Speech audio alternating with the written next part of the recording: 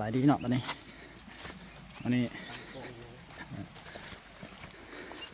น้องซอยอยู่ซอกกินที่เก่าฝนตกหาเช้าเนาะพอดีน้องทรายโทรมาว่ามีกุ้งมาขายซะเลยหากระสุกก็เลยไปเบิ่งย่างประมาณ2 ชั่วโมงวันนี้มาแล้วกัน3 คนคุณลม2คุณแม็ก1เนาะมันนี่เลาะต่างถิ่นมานี่มาทางผัดต่อพี่คุณมาให้หากระสุกได้5-6 มื้อมันมายิง2 เทื่อละยิงหอกแต่ว่านกร้ายเขาน่ะมันสูงคุณเขาก็ถึง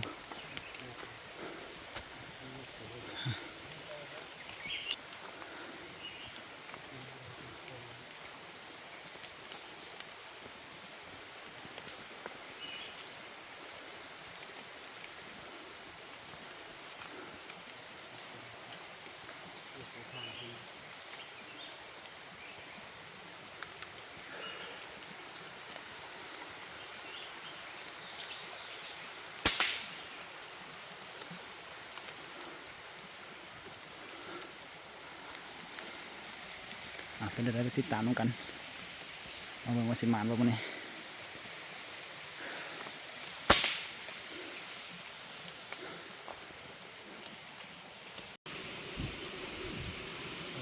มาเริ่มแรกแล้วพักผ่อนฝนตกหาเช้าเปียกหมด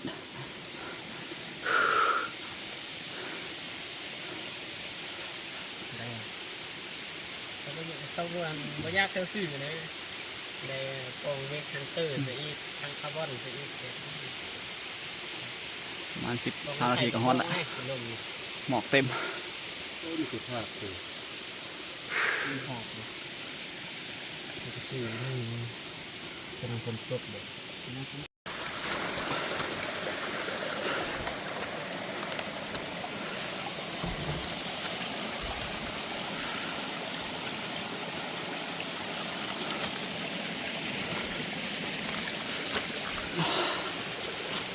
ทางขึ้น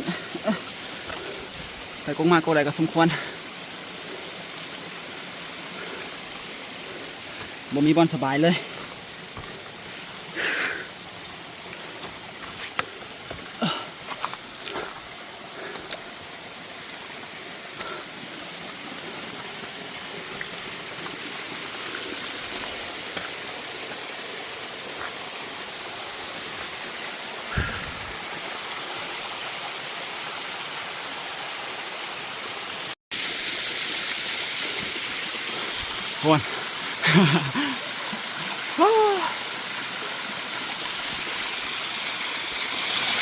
สมควร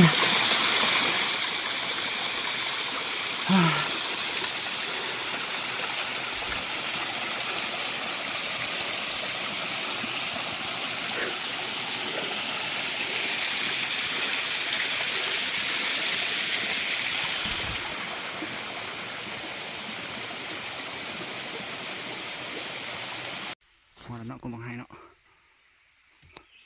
มากำลังสุกนกข้าวกินนกข้าวหลายอยู่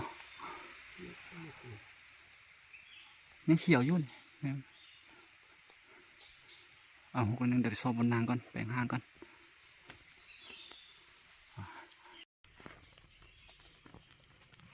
โอ้เพื่อนตีไอ้ขึ้นมากะจากต่ำให้ต่ำนี่ผมก็ดื้อด้วยผมให้นกข้าวหลายอยู่ประมาณ20 เมตร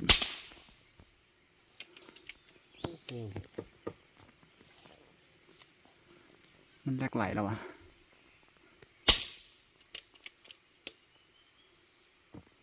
ไปวันนั่งก่อนแบบนี้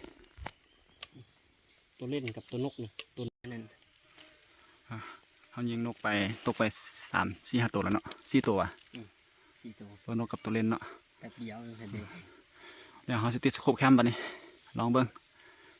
มาดูเดี๋ยวตัวเล่น1,000น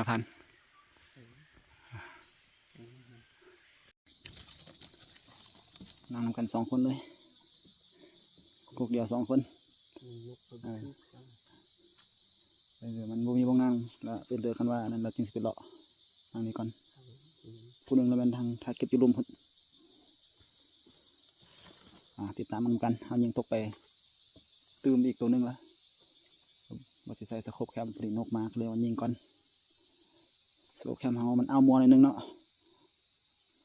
เพราะว่าฝนตกมันอันนั้นเนี่ยน้ำหมอกไหล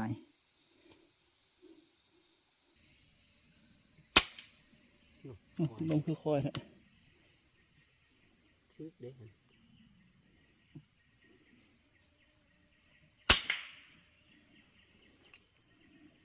เสียงอันนี้ เรียบร้อยน้องสายยิง เสียงในนี่ก็จะมีแห้งอันนี้มันก็ ค้างซ้ำ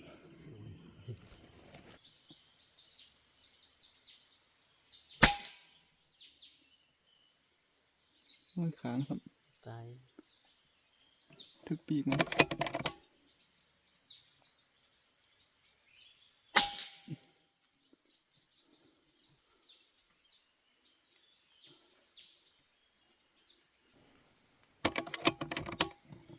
เดี๋ยวนกเลย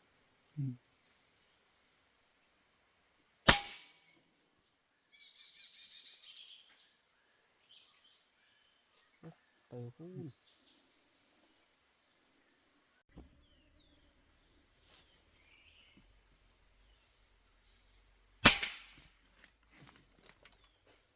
จะหลบ ตัว อืม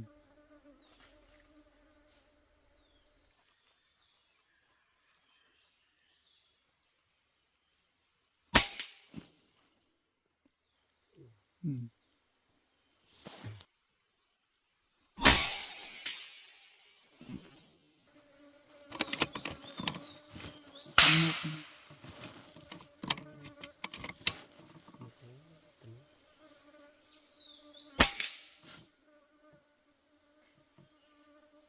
ก็เลยว่าตัวเล่นตัวนก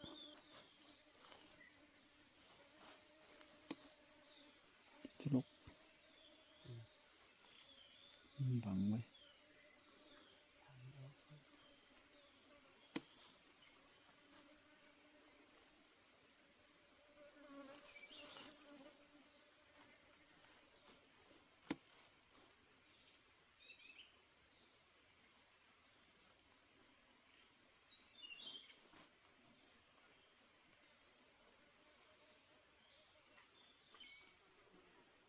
เพิ่นได้กินแล้วบ่ออกง่ายเด้อเพิ่นได้กินนะ มันมันยังกินมันยังสองมันก็อิ่มนี่เห็นไหม บังเห็นมาทั้งนั้น เขาเป็นตึกเลยโอ้ยพาย ไว้ทันยังครับตอนบุยกปืนคือว่าบุมีเฮงไป มันอย่าค้างเลย ต้นต้องสลุกเลย อีกตัวนึง เดี๋ยว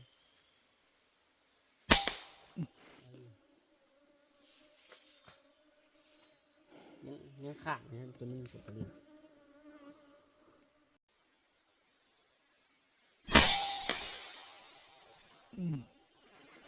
เป็นคือกันนะวันนี้ ยังบุ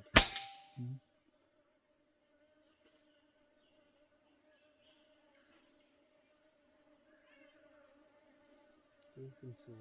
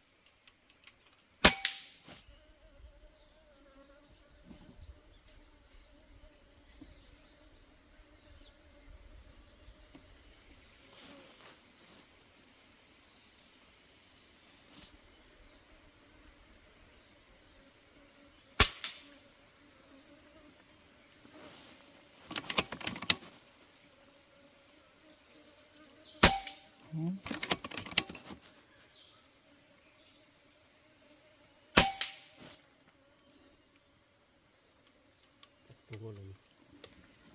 2 ตัว เอาเลย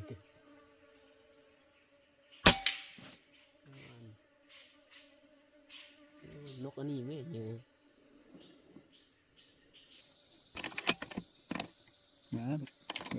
ต็ม ดูข้าวน่า อืม เดือดกันอย่างนี้ คือลูกสุดท้ายละปืนนี่ก็ได้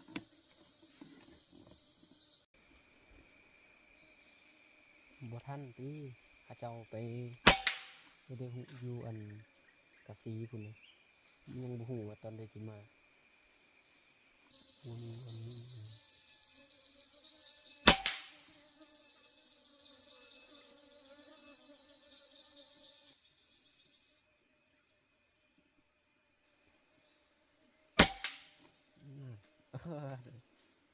ล้วนี่สุวัสดิ์ครับตัวละโอ้โหมีใครมันโอ้โหหมดเลย พอดีบินหาย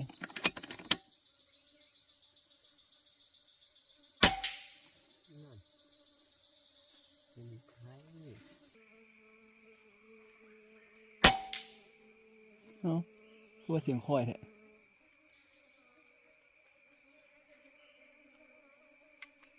เดี๋ยวนก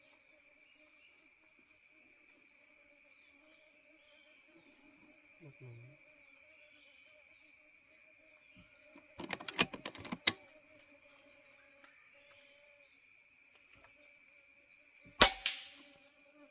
ดีนกนะนานี่ บัง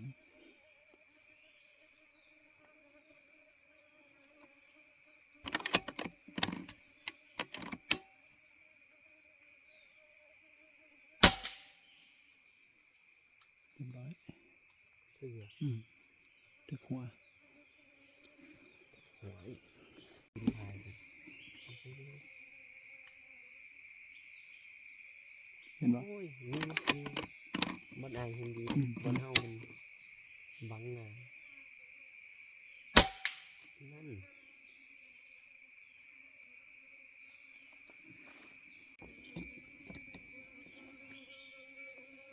เดี๋ยวนี้ก็4 โมงยังละยังเพิ่นฮอกเข้าเถอะเอายิงนกไปตกไป15 ตัวละอันก่อนนั้นมันตกไป10 ปลายแต่ว่าไปซอกเห็นแต่14 ตัวมันมีคนนั่งเก็บให้ลมแต่ว่าเพิ่นไปเลาะยิงฮอกละตัวล่าสุดเขายิงไป15 ตัวยังบ่ทันไปเก็บเถอะเบิ่งตอนแรกจึงไปรอเก็บบัดเดียว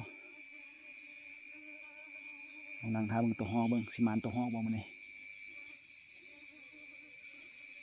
ว่านกนี่ก็พอเข้าอยู่มีแต่นกน้อยเนาะเอาเบิ่งลองนั่งเบิ่ง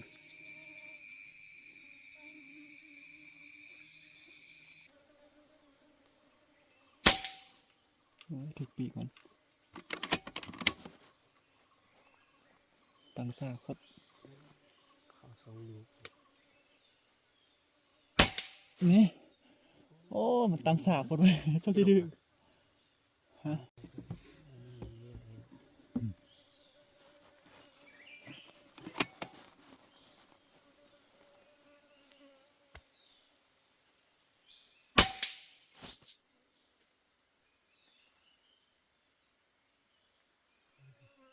ตัวละ ลกวะ นกกิโล เห็นไหมยิงไหมโอ้สวย ทำท่าอยู่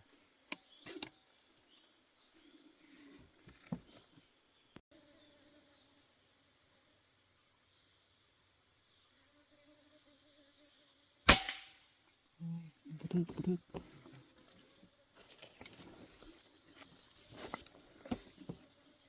นกสับไม้ เห็นปะ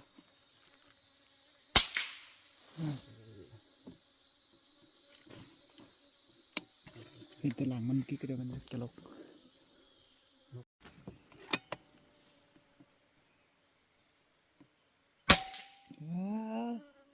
ง่อยแบบงามๆกระทึกไม่ได้หรอ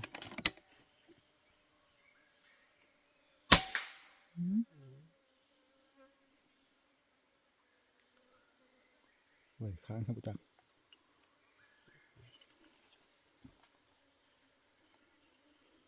ค้างแท้จ้ะ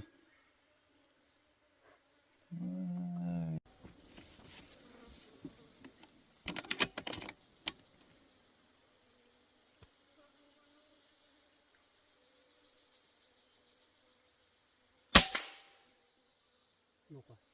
จะลก ยินมันจะเป็นหลอก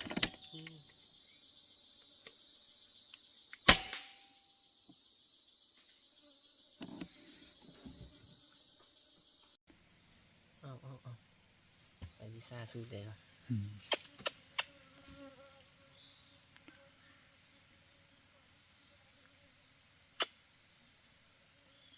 เอายิงนกตกไป30 ตัวแล้วเนาะนี่ก็4 โมงปลาย โดย ด้วยว่า อ้าวอย่าขังมันเลยคืออ้าวปจริงง่อยขังมันเลย สายยิงตัวเล่นเนี่ยปลา30 ตัวน่ะไทยบ้านเขามาย่างกลับไปกลับมารอไปรอมานี่เนาะก็เดี๋ยวว่าสิไปนั่งเฝ้ากกครับแม่นนั่งลัดเลี้ยวตัวหอกละโอ้ยยันบ่ได้ตัวหอกละเบิ่งคักละก็ไปเนาะนั่งน้ำเฮาเลย เสียขังหันครับว่า จำเป็นแล้วเนาะคันนี้มันจะเก็บนกเฮาละพ่อ30 ตัวเวลาไปซอกบ่ฮู้ว่าสิเห็นจักตัวผู้เก็บให้ก็ไปรอยิงหอกพุ่นแล้วเนาะมื้อแลงพุ่นละ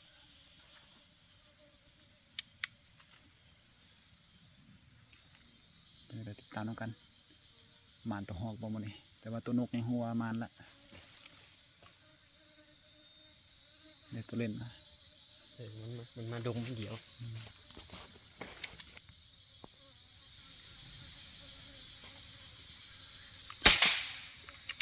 อยู่เกอ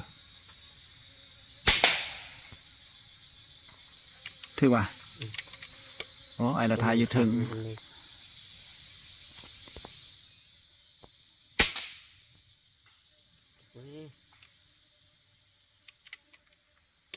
ยิงซ้ำตัวเล่นค้าง เป็นสัมสงา เดี๋ยวยิงตัวไม้ได้ไหมฮะไต่หันพันเนี่ยเรื่องนั้นนะโอ้งอยไปข้างๆกันเลยมองไอ้ยิงค้างกันนะ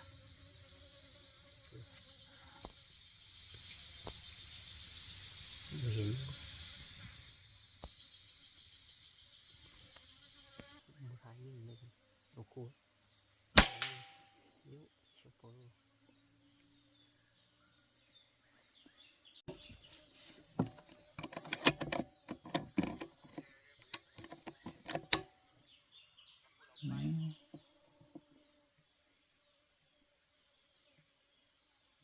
โอ้มาแต่มื้อนี้นะนี่มันมีนกอยู่พาโตพี่นะนกร้ายเลยฟังเสียงอะไรเอานะ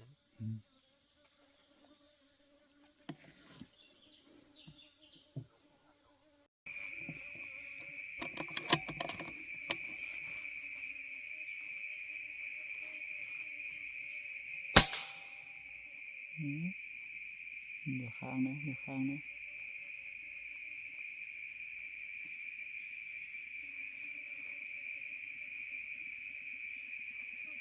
ค้างละ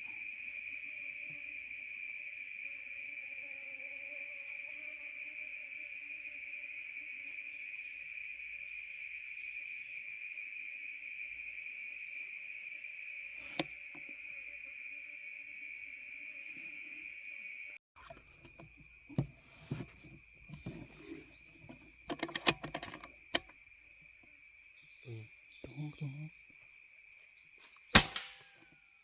ดีกว่าซ้ำตกละค้างซ้ำตกละเอาค้างคันอีกผันยังมาค้างอยู่งานเราได้ห่างสั้น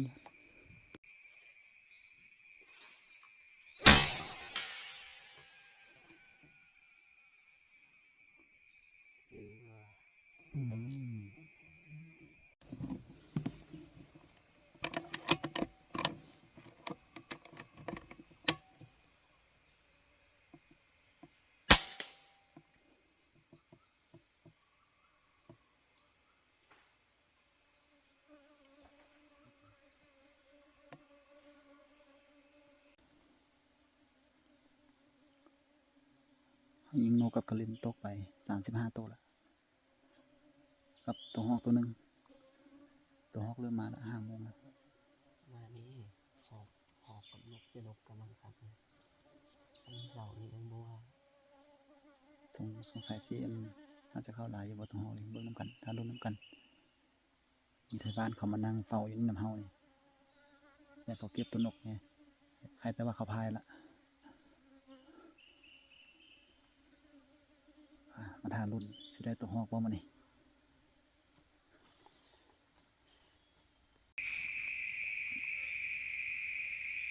เดี๋ยวนี้ก็6 โมงละฝนก็สิตกแล้วเนาะฟ้าห้องแถวห้องว่าตัวฮอกกับบ่เข้าตัวนกกับบ่เข้า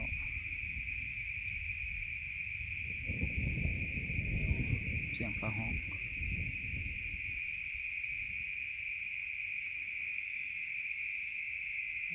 บ่มีเงึดเลยบ่มีตัวฮอกเข้าว่าเนาะเสียงปืนอ้อมแถวนี้เนาะทั้งหน้าทั้งหลังอ้อมโค้งไห้นี่มีแต่เสียงปืนแก๊ปทัดแล้วเป็นจังไดกับแบบลงไปซอกตัวนกแล้วก็สิออกเมื่อนะคันเป็นแนวนี้ฟ้าห้องแถวห้องว่าเป็นได้ที่สรุปผลงานให้เบิ่งเดี๋ยวลองนั่งอีกจังหน่อยก่อน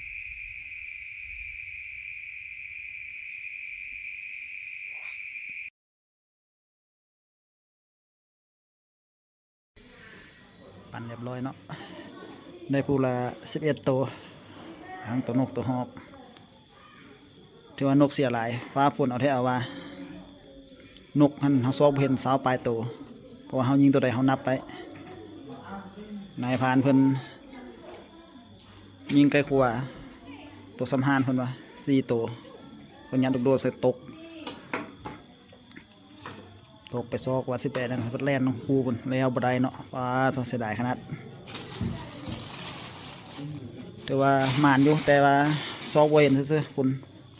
ทั้งฟ้าฝนฟ้าลมฟ้าฮ้องเอาแท้เอาว่ายานเนาะอยู่ป่าใหญ่พวกไม้ใหญ่หลายเนาะได้แต่สำนี้ละปั่นกันเรียบร้อยผู้สิบปลายตัว